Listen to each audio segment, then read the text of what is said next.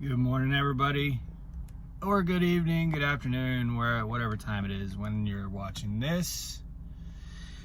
It's morning for me. It's like 600, which I guess would be night for me if I was driving a truck. That's when I usually shut down. But here, let me turn my car off so it's not. Get rid of that hum.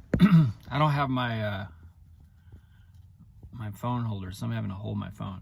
And I'm being a total nerd right now. If there's any of you out there that are gamers, I'm sitting at Walmart waiting for them to open because Assassin's Creed, the new Assassin's Creed comes out today. So I'm that much of a nerd waiting on them to open on release day. But you know, we're hitting the road here the next day or two, so you got to take advantage of any time you have to do some of the things you can't do while you're in the truck. Which I know I can play video games in a truck, but I don't. We don't have a TV in there. If I had games in the truck, that's all I would do. So I don't have it in the truck. Also, if you drive at night exclusively, which I do, you have a really hard time sleeping, or at least I have a hard time sleeping when we're home at night, because that's when I'm usually awake all night, every night. So it's like you want to sleep at night. You know, you want to get a nice, comfortable bed, take a shower before you go to bed, have a good sleep. But my body's just not trained to sleep all night. So seems like every night that I'm home, I get up at like 3:30, 4 in the morning, and then just struggle to go back to sleep. So that's my current situation.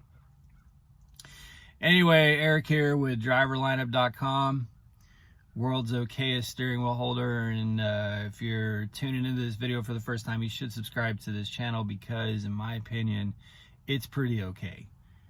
It's an okay channel. Last night we did a really okay live, or I did a live, excuse me. No, I don't have COVIDs.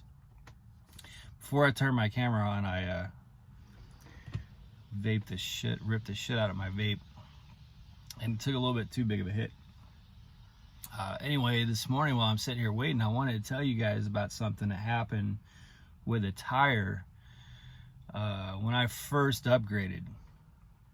And it was ridiculous. Last night I talked about in my 3 scariest moments while trucking, one of the stupid things I did when I reached down to scratch my shin, I actually shut my truck off while doing 65 miles an hour down the interstate.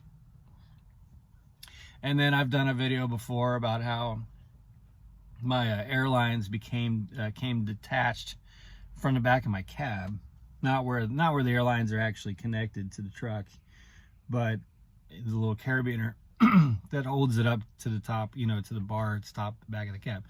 Stupid little shit, man. That's happened sometimes, and sometimes it costs me a lot of money.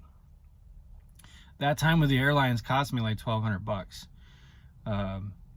for to replace a $300 set of airlines, which is crazy. But when I first upgraded, now before I say this, I want to, because I know there's a lot of new drivers watching my channel, a lot coming into Prime, a lot in training. When you're a company driver, you don't have to worry about your tires. I mean, you want to, obviously, you don't want to have situations out on the road.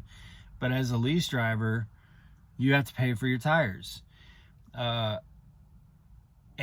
I know there's a lot of people who hate super singles. I mean, when you get into like a forum or a trucker group or something, which I'm not on Facebook, I don't even have a Facebook profile, but I do see Jenna's occasionally. You see these people just hate on super singles. I'm not one of them. I love the tires.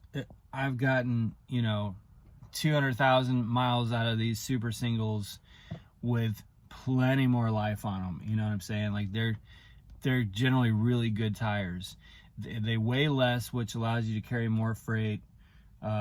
There's less tread hitting the ground, and they tend to last a lot longer.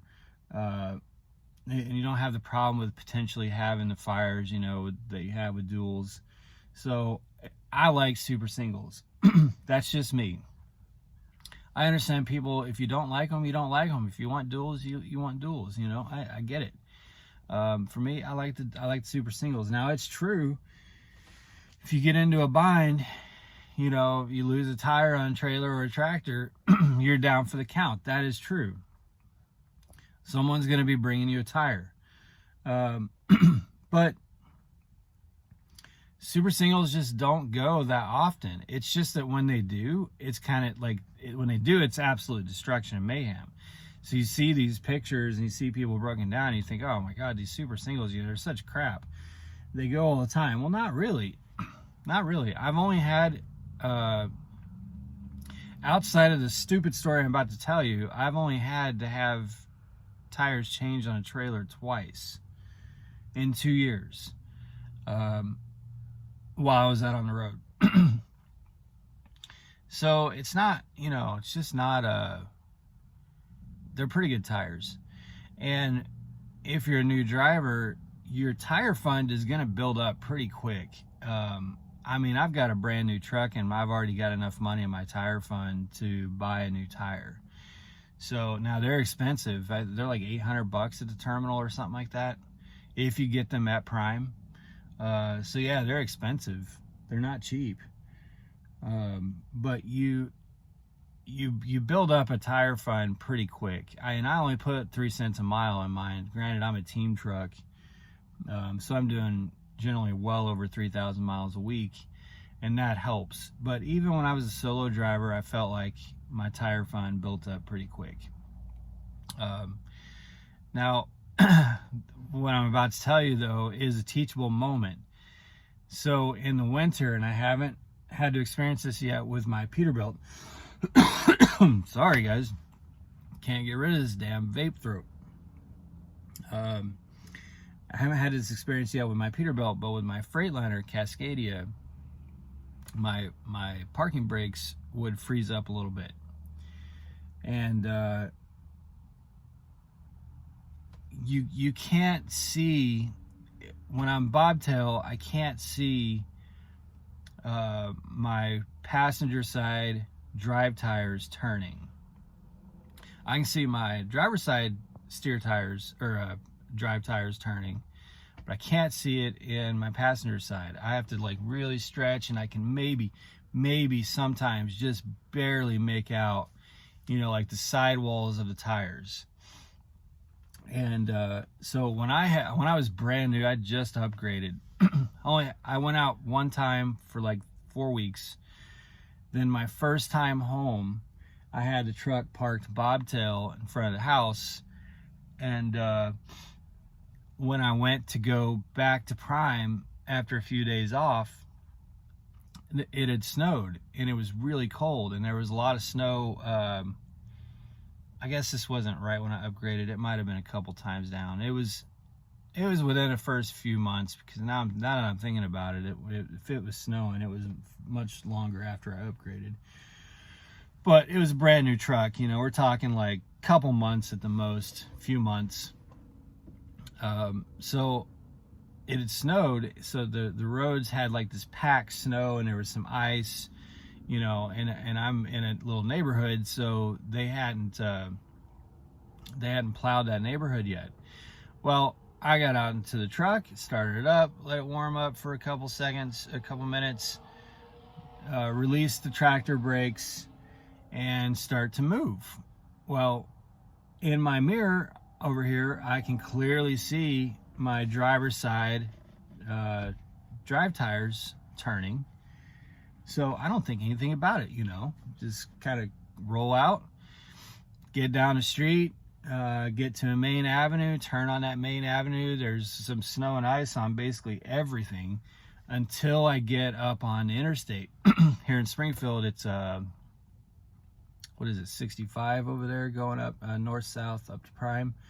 So I get on that highway headed north towards Prime, and then immediately my tire minder gauge goes from the 118 or so that it was on down to like 15 pounds of pressure, you know. I mean, like, isn't like no warning, like it's not that your tire's getting low, it's that there is no air in your tire, none whatsoever, you know, like instantly. Like it started to beep. It went to a red light, and I noticed it dropped a couple pounds. I looked back up the road, I looked back down, it's blinking red, and it's got like zero air in the back, in the rear passenger side drive tire. So I'm like, what the hell? You know, my first thought, because it had dropped that fast, was that something happened with the cap, you know, which is what communicates with the system inside the truck, and it wasn't able to read or something, because there was just no logic to being able to losing that much air pressure, you know what I'm saying? So I pull over onto an off-ramp, which was like 2 exits from Prime. 2 exits from Prime. I think it was the one before Division. There's like Division and Kearney, and I think it was the one before Division. So I'm like, you know, a mile or 2 from Prime, you know. So I get out of the truck and I walk back there, and that tire is freaking toast. And I couldn't tell at the time. I could just tell that it was toast. I mean, it was like, you know, it wasn't like it had exploded. It wasn't like there was, you know, tread unraveled everywhere. It was just, I mean, it was as flat as could be. So I go message road assist, and on that particular day, all the they've got some vehicles that can go out and, you know, work on this stuff for Prime trucks in the area, but they were all out doing something else. So road assist is like, look, man, it's, you know, we can't get a mechanic or a tire guy to you like until tonight. And this is early in the morning. I was like, you gotta be kidding me. I'm like literally a mile or 2 from Prime and they can't get a tire to me. So they had to send someone from just from a tire shop. I'm 2 miles from Prime, and I've got to pay, you know, the extra several $100s for someone to bring me a tire from a tire shop, not from Prime. That is so shitty, you guys. It sucks. So anyway, this guy shows up, and I had limped down the off-ramp because it was unsafe where I was. I limped down the off-ramp into this little grocery store lot that was right at the exit, and that's where I was going to meet him. Well, when I had limped into there, when I released the tractor brakes to limp into there, you know, all the tires rolled. So when I parked again, that's when I was able to see that because the tire had turned, I was able to see that it was eaten open all the way from one side to the other. And these super singles are big tires, you know. It's like 6 inches wide from front to back, and then all the way from side to side, just a hole. I mean, just a gaping open hole in the tire. So what had happened was that brake back there on that side had frozen, and that tire wasn't turning. But because there was snow and ice in all the side streets on the road, and even some on the highway, I couldn't really hear that. I couldn't hear that tire dragging at all. You know, like the sound of the engine and everything, just like I couldn't hear it. It was just sliding basically most of the time until it hit some dry patches on the interstate. But it was just sliding, and I couldn't hear it. So I had basically dragged that tire all the way through my neighborhood, all the way through this avenue on the on-ramp, and the whole time that I was driving on the interstate, I just dragged that passenger side rear steer tire and just burnt a hole in it. Brand new tire in perfect condition, just burnt the hole from side to side, front to back, just absolutely destroyed that tire. And that ended up costing me about $1,100.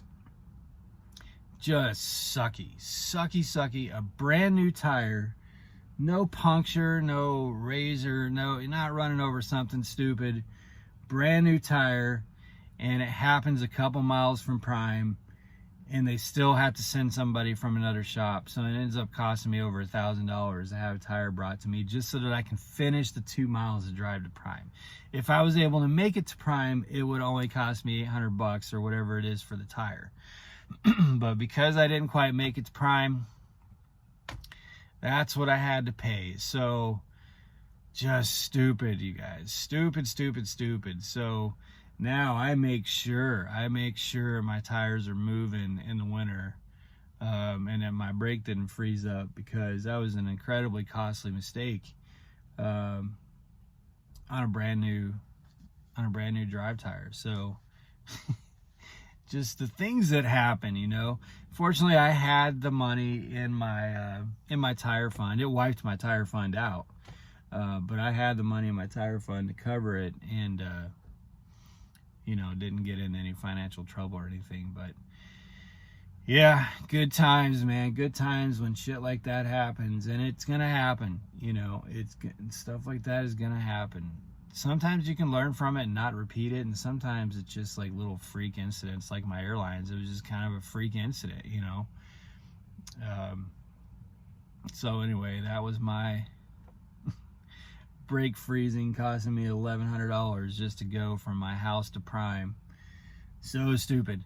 Anyway, it looks like Walmart is, I think they opened at 6, even though Google Maps says they open at 7, because people are coming out of their groceries. So I'm gonna head into Walmart here, and we'll be back on the road here pretty soon. So hopefully you guys enjoy this update. Make sure you subscribe, because like I said, this channel is pretty okay. I think it's okay.